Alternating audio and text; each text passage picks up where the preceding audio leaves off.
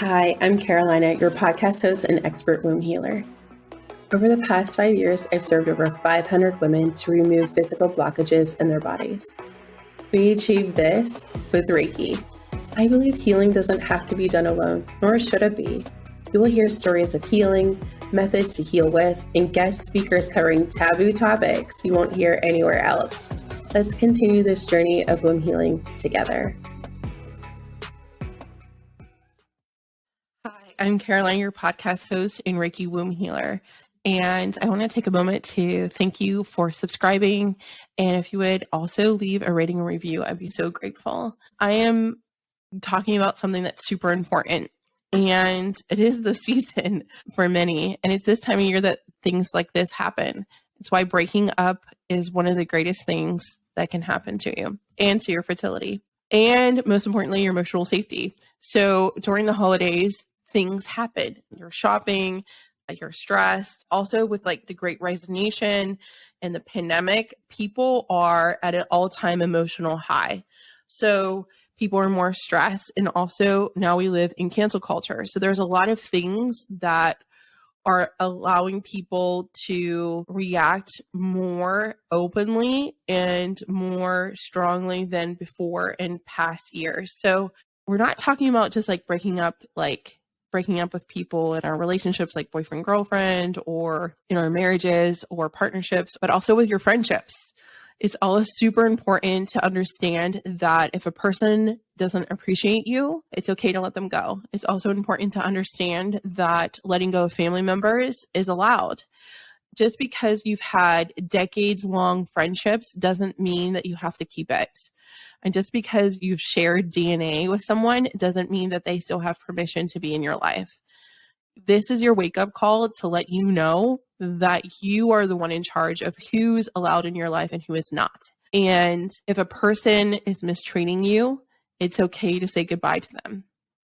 And it doesn't necessarily warrant a conversation. You can block a phone number. You can have a conversation if you feel like it's going to be safe for you to do so. During this holiday season, if you feel that you're not being treated correctly or in a way that is positive, you can approach the person and have the hard conversation. If you're approaching a situation, whether it's a friendship or familial or romantically, or maybe you're dating someone, and this doesn't feel right, I want you to ask yourself why. What is not working for you in this relationship? Do you want to have a conversation with this person? Do you want to continue the relationship with this person? And determine how you want to move forward.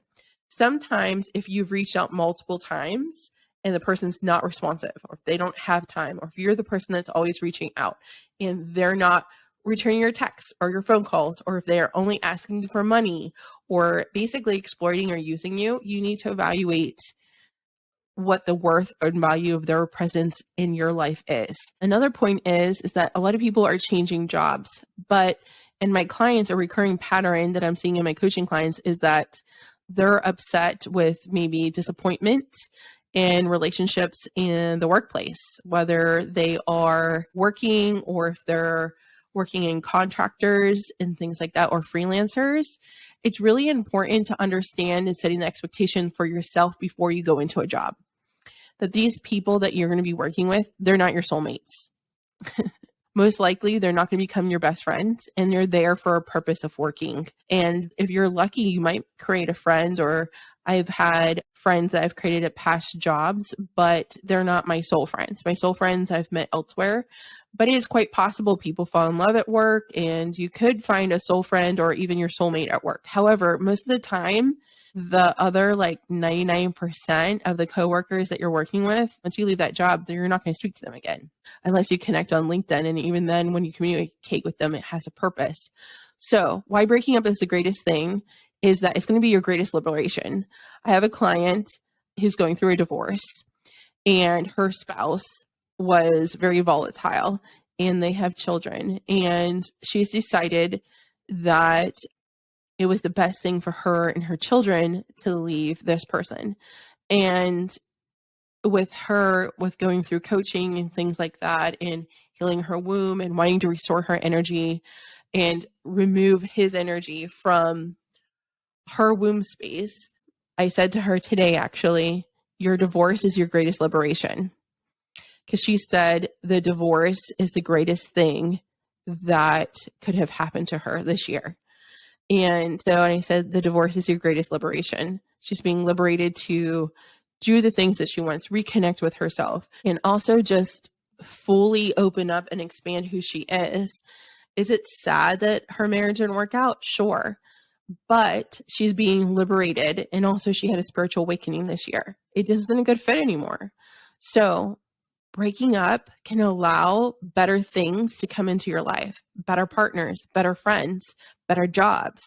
So breaking up is just not about breaking up romantically. No, we break up with a lot of things every day. It's also like goes back to don't be a quitter. It's okay to quit shit. It's okay to quit relationships, but you're doing it after you've given it thought and after you've done the internal work and saying like, this didn't work for me. I didn't like it. This is the lesson I learned. So you're setting the boundary. You're not going to have this karmic lesson that you have to repeat 10 times over and have carry emotional baggage from one relationship to the other. So if you feel abandoned by a parent, you're not carrying that into your friendships, into your relationships, and your romantic connections. So if you are not being appreciated and people are not to see how you're doing and they're only asking for favors or for money, make sure like you're setting boundaries and expectations, boundaries with them and expectations for yourself, and understanding like the purpose of this relationship. And that is really a lot of internal work, but knowing that will save you a lot of time and grief, but also will allow you to invite in higher quality, more meaningful, deeper relationships that are matching your energetic level, matching your vibration, matching the journey that you're on. If you're not being appreciated, you're not being valued, then it's going to be harder to stay in that space and in that relationship. And when things are not going well, to continue to put forth effort to maintain the relationship. Being appreciated can show as simple as please and thank you, or I value you, or hi, I'm thinking of you. Little things matter. So make sure for the relationships that you do value in your life, you're pouring into them as well. But if someone's going to break up with you or you're going to break up with someone, no, it's okay. And that by breaking up with someone, you're inviting more of the things and characteristics of a friend, a partner, or a job, whatever the case may be, into your life. Because who you are now is more of an energetic match for the person that you want to come into your life than you were yesterday. That saying is, don't be a quitter, is actually toxic. I would say I'm teaching my son to quit things. I'm teaching him to quit relationships that don't work. It starts with recognizing what is not working, being able to talk through in a safe way, healthy way of like what didn't work and what he didn't like, and advocating, hey, I didn't like that you spoke to me this way.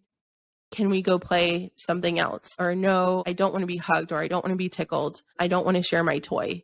All of these things are super important at building healthy relationships and speaking up sooner instead of getting it all the way to the end.